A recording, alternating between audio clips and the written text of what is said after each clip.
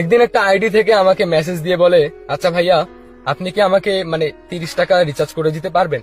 তো তখন আমি আইডিতে ঢুকলাম, আইডিতে ঢুকে দেখলাম আইডির নাম আয়েশা আক্তার, কিন্তু আইডিতে একটা পোস্টও নেই, শুধু প্রোফাইল পিক যেটা সেটাই আপলোড করা এবং ওয়ান পোস্ট দেখাচ্ছে, আর একটাও ফ্রেন্ড নেই। আমি অবাক হয়ে গেলাম। তখন আমি ভাবতে শুরু করলাম এটা আমার পরিচিত কেউ না তো, যে কিনা আমার সাথে প্র্যাঙ্ক করতেছে। তো তারপরে আমি একটু মানে বিষয়টা জানার জন্য বললাম, কেন আপনাকে আপনাকে আপনাকে রিচার্জ করে দিব কেন? আপনার ওদিকে কি দোকান নেই? আপনার কাছে কি টাকা নেই? আপনি নিজেই রিচার্জ করে নেন।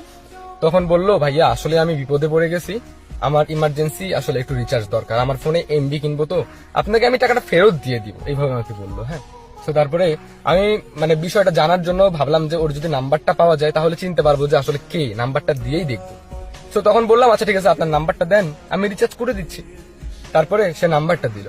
এরপর আমি রিচার্জ করার আগে নাম্বারটা দিয়ে ফেসবুকে সার্চ করলাম, সার্চ করে দেখলাম যে আয়েশা আক্তার নামে একটাই আইডি, আর কোনো অ্যাকাউন্ট নেই। আর এই নাম্বারে নাই কোনো আছে হোয়াটসঅ্যাপ, নাই ইমো, কিচ্ছু নাই। ঠিক আছে, তো তারপরে আমি কোনো কিছু না ভেবে রিচার্জ করে দিলাম। 50 টাকা ছিল, 50 টাকাই দিলাম বিকাশ থেকে রিচার্জ করে। তারপরে বললাম, পেয়েছেন? এরপরে সে বললো, হ্যাঁ ভাইয়া থ্যাংক ইউ সো মাচ, তবে আপনি 50 টাকা কেন দিয়েছেন? আমি বললাম 30 টাকা দিতে, আপনি কেন 50 টাকা দিবেন?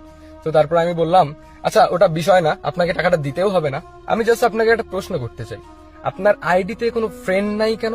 মানে জিরো ফ্রেন্ড, এটা আমি জীবনে প্রথম দেখলাম। তখন সে বলল, আসলে অনেক কষ্ট করে বাবা মার থেকে ফোনটা কিনে নিয়েছি, আমার তেমন কোনো বন্ধু নেই, তাই ফেসবুক আইডিতে কারোর সাথে ফ্রেন্ডশিপও নেই, যে দুইটা বান্ধবী আছে সেই দুইজন তো ফোনই ইউজ করে না। তারপর আমি বললাম, ও আচ্ছা আচ্ছা, আপনাকে একটা কথা বলি, মানে আপনার প্রোফাইল পিকচারে শুধু একটা কার্টুনের পিক দেওয়া, আপনি কি আসলেই মেয়ে?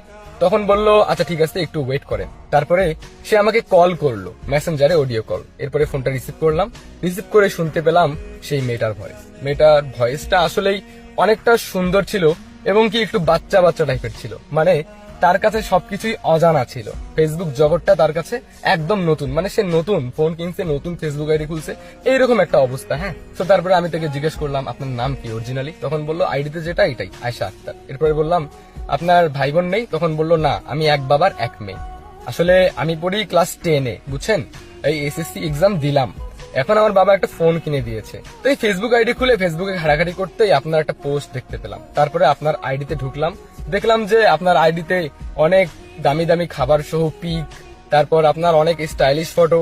তো ভাবলাম যে আপনার থেকে যদি হেল্পটা পাওয়া যায়, আপনাকে দেখে মনে হলো আপনি বড় লোক। তারপরে আপনাকে নক দিয়ে টাকাটা চাইলাম, মানে রিচার্জ চাইলাম। এরপর আমি বললাম, ও আচ্ছা তাহলে এই জন্যই নক দিয়েছেন? তখন বললো, হ্যাঁ এই জন্যই। আসলে আমি বললাম যে আচ্ছা তাহলে একটা কাজ করেন না, আপনি তো এমবি কিনছেন, আপনি একটা ফটো তুলে দিতে পারবেন আপনার